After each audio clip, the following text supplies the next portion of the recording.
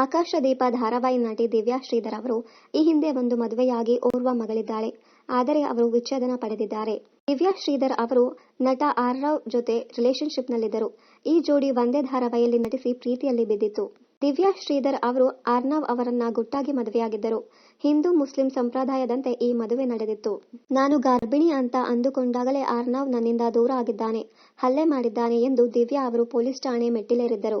ಅಂತರ್ಪಟ ಧಾರಾವಾಹಿ ನಟಿ ಚೈತ್ರಾ ಹಳ್ಳಿಕೆರೆ ಅವರು ಪತಿ ಬಾಲಾಜಿ ಅವರು ನನ್ನ ಬ್ಯಾಂಕ್ ಖಾತೆಯ ದುರ್ಬಳಕೆ ಮಾಡಿದ್ದಾರೆ ಎಂದು ಪೊಲೀಸ್ ಠಾಣೆ ಮೆಟ್ಟಿಲೇರಿದ್ದರು.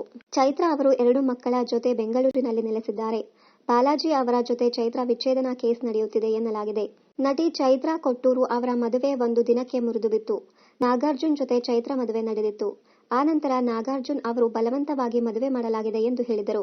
ಆನಂತರ ಚೈತ್ರಾ ಅವರು ನಾಗಾರ್ಜುನ್ ವಿರುದ್ಧ ಪೊಲೀಸ್ ಠಾಣೆ ಮೆಟ್ಟಿಲೇರಿದ್ದರು. ಇವರಿಬ್ಬರ ಮಧ್ಯೆ ಸಾಕಷ್ಟು ಭಿನ್ನಾಭಿಪ್ರಾಯ ಬಂದಿತ್ತು. ನಟಿ ರಚಿತಾ ಮಹಾಲಕ್ಷ್ಮಿ ಅವರು ತಮಿಳು ನಟ ದಿನೇಶ್ ಗೋಪಾಲಸ್ವಾಮಿ ಅವರನ್ನ ಮದುವೆಯಾಗಿದ್ದರು. ಇಬ್ಬರ ವಿಚ್ಛೇದನ ಕೂಡ ಆಗಿದೆ. ವಿಚ್ಛೇದನದ ನಂತರವೂ ರಚಿತಾ ಮಹಾಲಕ್ಷ್ಮಿ ಅವರು ಮಾಜಿ ಪತಿ ಕಿರುಕುಳ ಮಾಡುತ್ತಿದ್ದಾರೆ ಎಂದು ಪೊಲೀಸ್ ಠಾಣೆ ಮೆಟ್ಟಿಲೇರಿದ್ದರು. ಆರ್ನವ್ ಹಾಗೂ ದಿವ್ಯಾ ಜೋಡಿಯ ಮಗಳು ಜನಿಸಿದ್ದಾಳೆ. ದಿವ್ಯಾ ಅವರೇ ಈಗ ಇಬ್ಬರು ಹೆಣ್ಣು ಮಕ್ಕಳನ್ನ ನೋಡಿಕೊಳ್ಳುತ್ತಿದ್ದಾರೆ. ಇನ್ನಷ್ಟು ಕನ್ನಡ ಧಾರಾವಾಹಿ, ಸಿನಿಮಾ ಹಾಗೂ ಬಿಗ್ ಬಾಸ್ ಕನ್ನಡ ಸೀಸನ್ 10ರ ಡೈಲಿ ಅಪ್ಡೇಟ್ಸ್ಗಾಗಿ ಚಾನಲ್ ಅನ್ನ ಸಬ್ಸ್ಕ್ರೈಬ್ ಮಾಡಿ. Thank you.